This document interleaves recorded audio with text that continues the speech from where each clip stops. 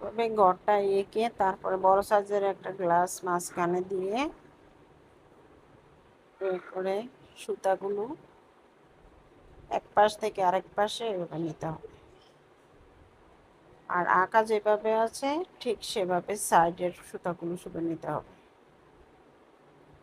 আর সুতাগুলোর একটা উপর দিয়ে গেলে আরেকটা নিচ দিয়ে নিতে হবে গুজরাটির মতো, কারণ ডিজাইনটা গুজরাটির মতোই ক্রিয়েট হবে।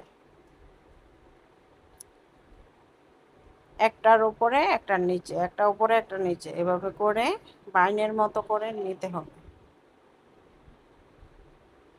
সবগুলোই এভাবে। এবার রেখে দিলে ও ডিজাইনটা অনেক সুন্দর হয়।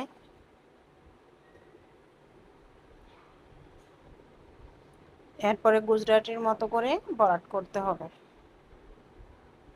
আস্তে আস্তে করে এক সাইড থেকে যেভাবে যেভাবে করে দেখানো আছে ঠিক এভাবে বারবার করে ভিডিওটা টেনে টেনে দেখে তারপরে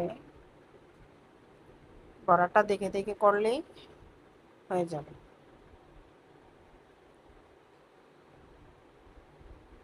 এটা আস্তে আস্তে করে ভরাটটা হবে। সবগুলো একসাথে তো আর ভরাট হয়ে আসবে না, গুজরাটি তো ধাপে ধাপে করতে হয়, একটার পর আরেকটা আরেকটার পর আরেকটা। যেহেতু সাইডের কাজটা আগে করতেছি, সবগুলো সাইড এক সমানে ভরাট হয়ে যাবে, তারপর ভিতরের সুতাটা ভরাট করতে হবে। সবগুলো ঘরের ভরাট একই রকম।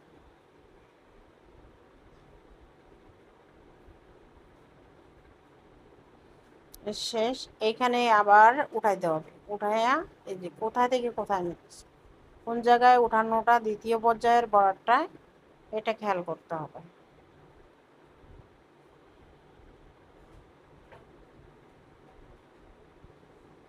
এগুলো একটা একটা ঘর করে হবে ভরাটটা, আস্তে আস্তে ফিল আপ হয়ে আসবে।